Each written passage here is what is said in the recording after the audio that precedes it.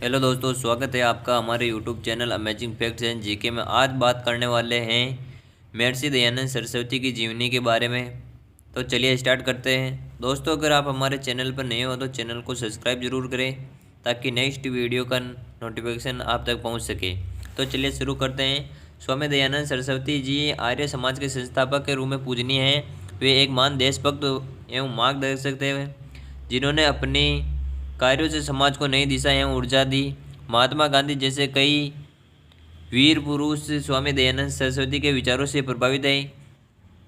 स्वामी जी का जन्म 12 जनवरी 1824 को हुआ था।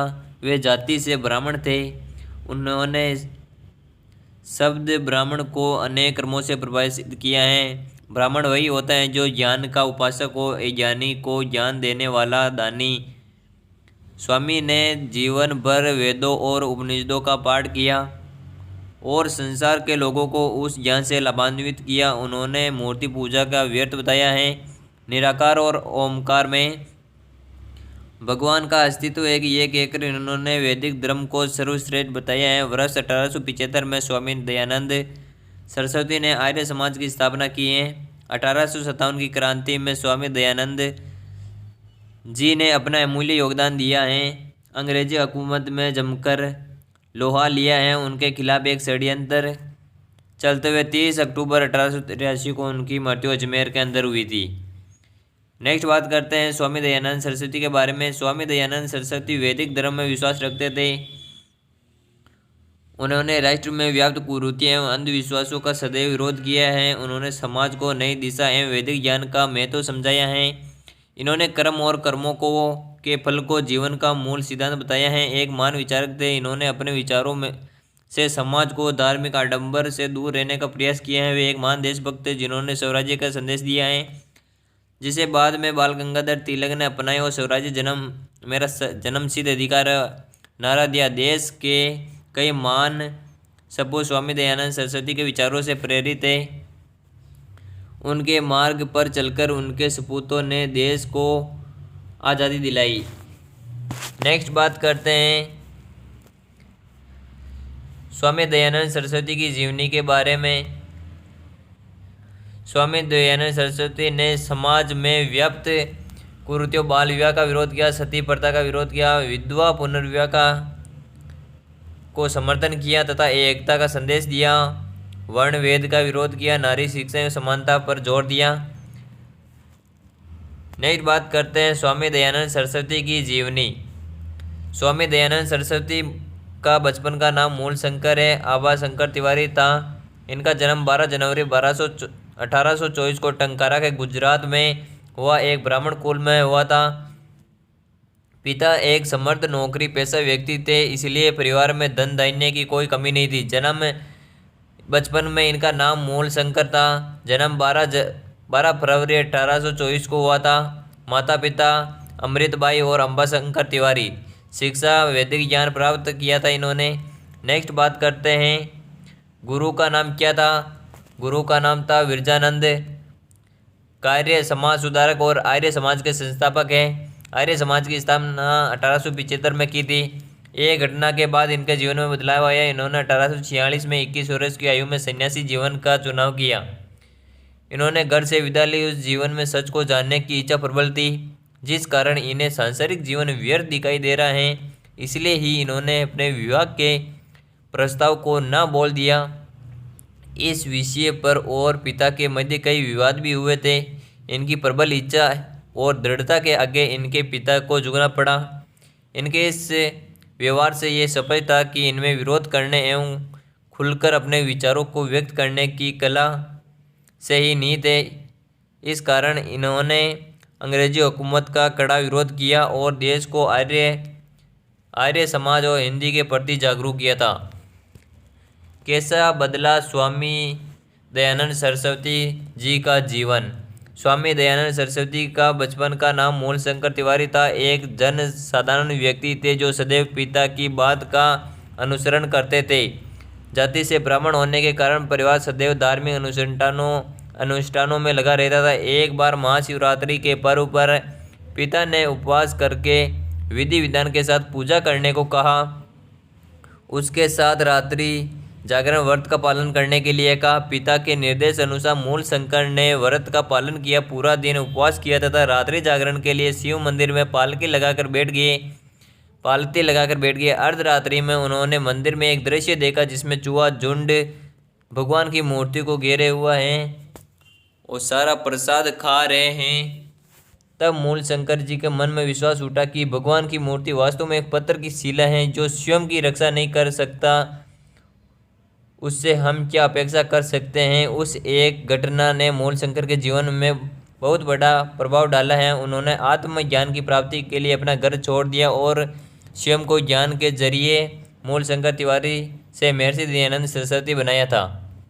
नेक्स्ट बात करते हैं 1857 की क्रांति में स्वामी दयानंद सरस्वती का योगदान। 1846 में घर से निकलने के बाद उन्होंने सबसे पहले अंग्रेजों के खिलाफ बोलना प्रारंभ किया। उन्होंने देश के भ्रमण के दौरान पाया कि लोगों में देशी हुकूमत के खिलाफ आक्रोश है, बस इन्हें उचित मार्गदर्शन की जरूरत है। इसलिए उन्होंने लोगों को एकत्रित करने का कार्य किया। उस समय महान वीर स्वामी जी से प्रभावित थे।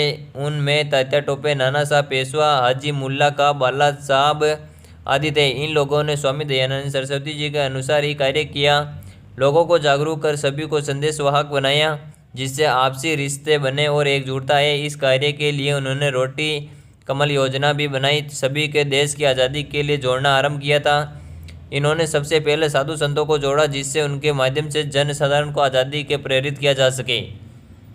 नेक्स्ट बात करते हैं। हालांकि 1857 की क्रांति विफल रही लेकिन स्वामी जी की निराशा के भाव नहीं थे। उन्होंने ये बात सभी को समझाई कि उनका मानना था कि कई वर्षों की गुलामी एक संघर्ष से नहीं मिल सकती, इसके लिए अभी भी उतना ही समय लग सकता है जितना कि अब तक गुलामी में काटा गया है। उन्होंने विश्वास दिलाया कि ये खुश होने का वक्त है क्योंकि आज़ादी की लड़ाई बड़े पैमाने पर शुरू हो गई है, आने वाले कल में देश आज़ाद होकर रहेगा। उनके ऐसे विचारों ने लोगों को हौसले को जगाया। इसी क्रांति के बाद स्वामी दयानंद सरस्वती ने अपने गुरु विरजानंद के पास जाके वैदिक ज्ञान की प्राप्ति का आरंभ कर दिया। वैदिक ज्ञान की प्राप्ति के प्रारंभ किया, देश में नए विचारों का संचार किया। अपने गुरु के मार्गदर्शन पर स्वामी दयानंद ने समाज उद्धार का कार्य किया था। बात करते हैं जीवन में गुरु का महत्व। ज्ञान की चाहे ये स्वामी विरजानंद से मिले और अपना गुरु बनाया। विरजानंद ने इन्हें वैदिक शास्त्रों का अध्ययन करवाया। इन्होंने योग शास्त्र का ज्ञान दिया। विरजानंद जी से ज्ञान प्राप्ति के बाद जब स्वामी दयानंद सरस्वती जी गुरु दक्षिणा का पूछा तब विरजानंद ने समाज सुधार, समाज में व्याप्त कुरीतियों के खिलाफ कार्य करने, अंधविश्वासों को मिटाने, वैदिक शास्त्र का महत्व लोगों तक पहुंचाने, परोपकार ही धर्म है, इसका महत्व सभी को समझाने जैसी कठिन संकल्पों में बांधा और इसी संकल्प को अपनी गुरु दक्षिणा कहा। गुरु से मार्गदर्शन मिलने के बाद स्वामी दयानंद सरस्वती ने समूचे राष्ट्र का भ्रमण प्रारंभ किया। वैदिक शास्त्रों ज्ञान प्रचार प्रसार किया। उन्होंने कई विपत्तियों का सामना करना पड़ा, अपमानित होना पड़ा, लेकिन उन्होंने कभी अपना मार्ग नहीं बदला। इन्होंने सभी धर्मों के मूल ग्रंथों का अध्ययन किया, उनमें व्याप्त बुराइयों को खुलकर विरोध किया। इनका विरोध ईसाई, मुस्लिम के अलावा सनातन धर्म में से भी था। इन्होंने वेदों में निहित ज्ञान को सर्वोपरि एवं प्रमाणित माना है। अपने इन्हीं भावों के साथ आर्य समाज की स्थापना की है। बात करते हैं आर्य समाज की स्थापना। आर्य समाज की स्थापना 10 अप्रैल 1875 में गुड़ी पड़वा के दिन मुंबई में आर्य समाज की स्थापना की। आर्य समाज का मुख्य धर्म मानव ही धर्म था। इसके परोपकार, मानव सेवा, कर्म, ज्ञान को मुख्य आधार बताकर जिनका उद्देश्य मानसिक, शारीरिक एवं सामाजिक उन्नति था, ऐसे विचारों के साथ स्वामी जी ने आर्य समाज की नींव रखी जिससे कई महान विद्वान प्रेरित हुए। कईयों ने स्वामी जी का विरोध किया लेकिन इनके तार्किक ज्ञान को आगे कोई टिक नहीं सका। बड़े बड़े विद्वानों, पीड़ितों को स्वामी जी के आगे सिर झुकाना पड़ा। इसी तरह अंधविश्वास के अंधकार में वैदिक प्रकाश की अनुभूति सभी को होने लगी। आर्य भाषा हिंदी का महत्व। बात करते हैं वैदिक प्रचार के उद्देश्य से। स्वामी जी देश के हर हिस्से में व्याख्यान देते थे कि संस्कृत में प्रचंड होने के कारण इनकी शैली संस्कृत भाषा ही थी। बचपन से ही इन्होंने संस्कृत भाषा को पढ़ना और समझाना प्रारंभ कर दिया था, इसलिए वेदों को पढ़ने से कोई परेशानी नहीं थी। एक बार कलकत्ता गए और वहाँ पर केशव चंद्र सेन से मिले। केशव जी स्वामी जी से प्रभावित थे, लेकिन स्वामी जी को एक परामर्श दिया कि वे अपना व्याख्यान संस्कृत में न देकर आर्य भाषा हिंदी में दें, जिससे विद्वानों के साथ साथ साधारण मनुष्य तक भी उनके विचार आसानी से पहुंच सके। तब वर्ष 1862 में स्वामी जी ने हिंदी में बोलना प्रारंभ किया और हिंदी को संस्कृत देश की मातृभाषा बनाने का संकल्प लिया। हिंदी भाषा के बाद स्वामी जी को कई अनुयायी मिले, जिन्होंने एक विचारों को अपनाया। आर्य समाज का समर्थन सबसे पहले पंजाब प्रांत में किया गया था। नेक्स्ट बात करते हैं समाज में व्याप्त कुरीतियों का विरोध। समाज में व्याप्त कुरीतियों का विरोध एवं एकता का पाठ। महर्षि दयानंद सरस्वती ने समाज के प्रति स्वयं के उत्तरदायी माना और इसलिए ही उनमें व्याप्त कुरीतियों एवं अंधविश्वासों के खिलाफ आवाज़ बुलंद उठाई है।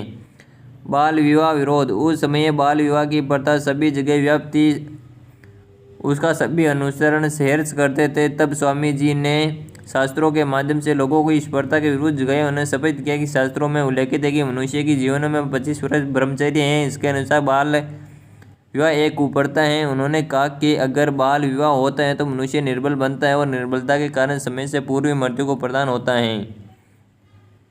नेक्स्ट बात करते हैं सती प्रथा का विरोध किया था। स्वामी दयानंद सरस्वती ने सती प्रथा का विरोध। पति के साथ पत्नी को उसकी मृत्यु की शैया पर अग्नि को समर्पित कर देना जैसी अमानवीय सती प्रथा भी इन्होंने विरोध किया था।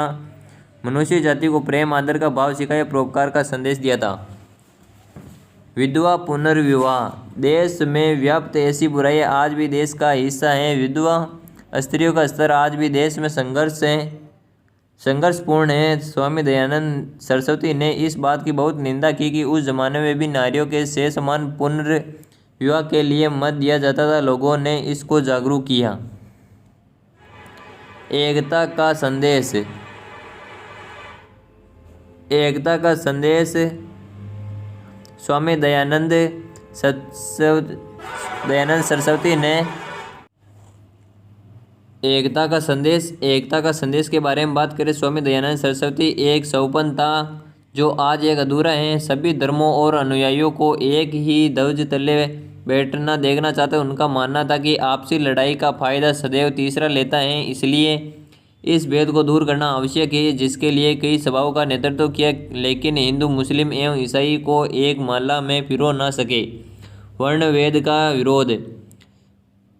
उन्होंने सदैव कहा कि शास्त्रों में वर्ण भेद शब्द नहीं है बल्कि वर्ण व्यवस्था शब्द है, जिसके अनुसार चारों वर्ण के केवल समाज को सुचारू बनाने के विभिन्न अंग हैं, जिनको कोई छोटा कोई बड़ा नहीं अपितु सभी अमूल्य हैं। उन्होंने सभी वर्गों को समान अधिकार देने की बात कही है। वर्ण भेद का विरोध किया था।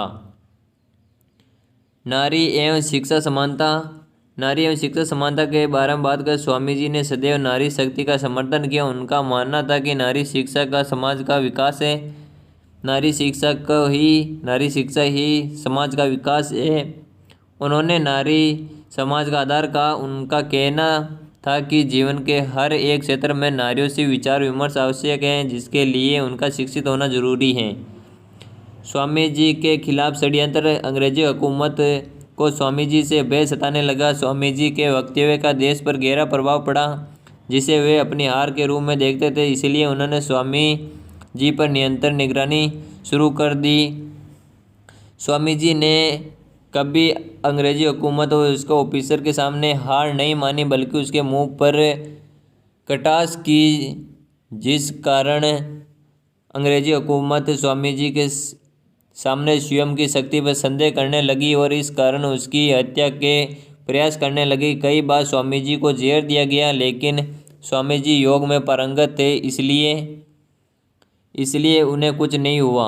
अंतिम षड्यंत्र।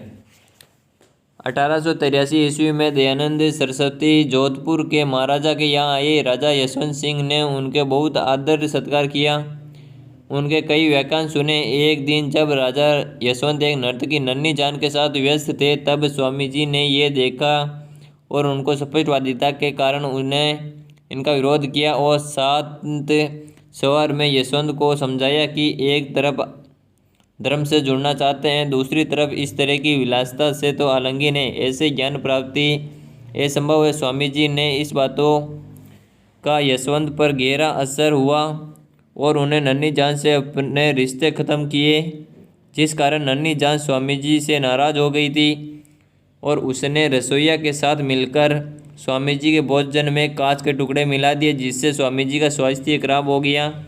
उसी समय इलाज प्रारंभ हुआ, लेकिन स्वामी जी को राहत नहीं मिली।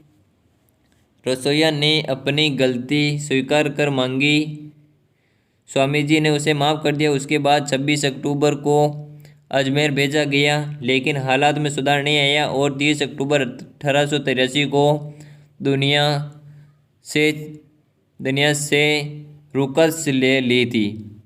अपने 59 वर्ष के जीवन में स्वामी दयानंद सरस्वती ने राष्ट्र में व्याप्त बुराइयों के खिलाफ लोगों को जगाया और वैदिक ज्ञान से नवीन प्रकाश को देश में फैलाया।